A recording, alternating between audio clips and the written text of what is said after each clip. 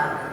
அதே போல் நாம் இந்த பூலோகத்திலே நாம் வாழும் நாம் ஒவ்வொருவரும் நாம் கர்த்தருடைய பிரசன்னத்தை உணர வேண்டுமானால் நாம் துதிக்க வேண்டும். துதித்து துதித்து மகிமைப்படுத்த வேண்டும். அவருடைய பாடலை பாடி பாடி துதிக்க துதிக்க தேவ பிரசன்னம் கடந்து வருவதை நாம் உள்ளத்திலே உணர வேண்டும். ஏதோ நாம் பாடினோம் துதித்தோம் என்று அல்ல, உள்ளத்தின் ஆழத்தை உணர்ந்து நாம் துதிக்கும் போது அந்த தேவ பிரசன்னத்தின் மகிமையை நாம் உணர முடியும். பாருங்கள், தேவனுடைய பிரசன்னம் அளவில்லாமல் நாம் விளங்குவதை நாம் உணர முடியும். பாருங்கள், பூமியிலே நாம் துதிக்கும் போது தேவ பிரசன்னம் உணர்வதை பாருங்கள். அந்த சங்கீதக்காரன் கூட தாவீது சொல்லுகிறார், சங்கீதம் 34:1 சொல்லுகிறார், நான் கர்த்தரை துதித்தேன். அவர் நான் கர்த்தரை துதிக்கும் போது அவருடைய துதி எப்போதும் என் நாவில் இருக்கிறது என்று சொல்லுகிறார். கர்த்தர் நமக்கு தந்த அவயவங்கள் பாருங்க, நாம் அந்த அவயவத்தை வீணான காரியங்களுக்கு உபயோகிக்கவே கூடாது. இன்று உலக அளவிலே மக்கள் பார்க்கும்போது தம் உதடுகளினாலே வீணான வார்த்தைகளை பேசுகிறார். நாவு எவ்வளவு என்பது அது ஒரு நெருப்பு போன்றது. நாவை நாம் எப்படி உபயோகிக்க வேண்டும் என்று திருமறையிலே நமக்கு சொல்லப்பட்டிருக்கிறது. நாவும் ஒரு நெருப்பு.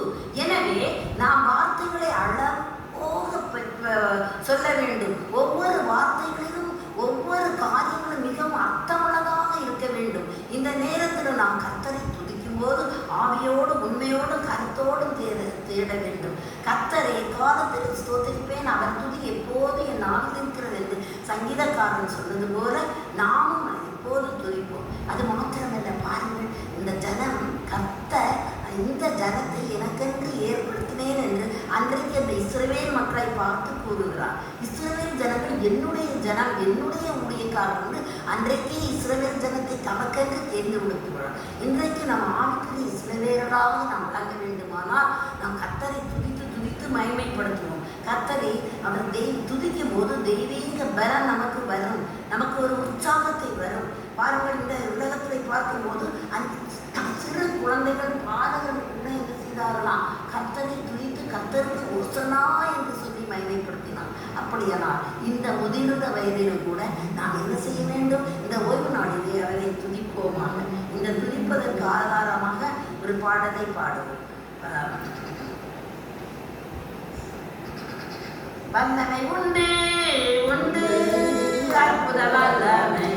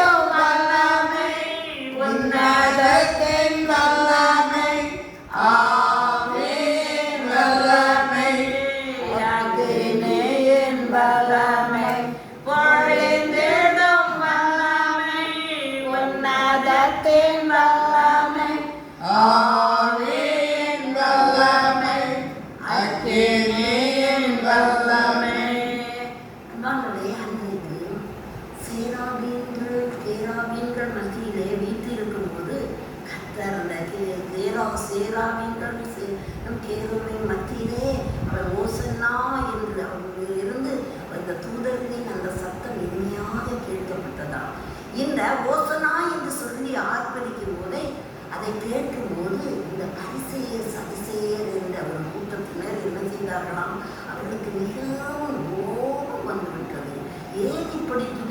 துதிக்கிறார்கள் என்று. ஆனால் அந்த துதிக்கு வல்லமை உண்டு, பலன் உண்டு. பாருங்கள், அந்த அன்றைக்கு கேருபீன்கள் சேராபீன்கள் பரிசுத்தர் பரிசுத்தர் என்று அவர்கள் துதிக்கும் போது, சேராபீன்கள் சேனைகளின் கர்த்தர் பரிசுத்தர் பரிசுத்தர் என்று துதிக்கும் போது தேவாலயத்தின் நிலைக்கால்கள் எல்லாம் என்ன செய்யலாம்?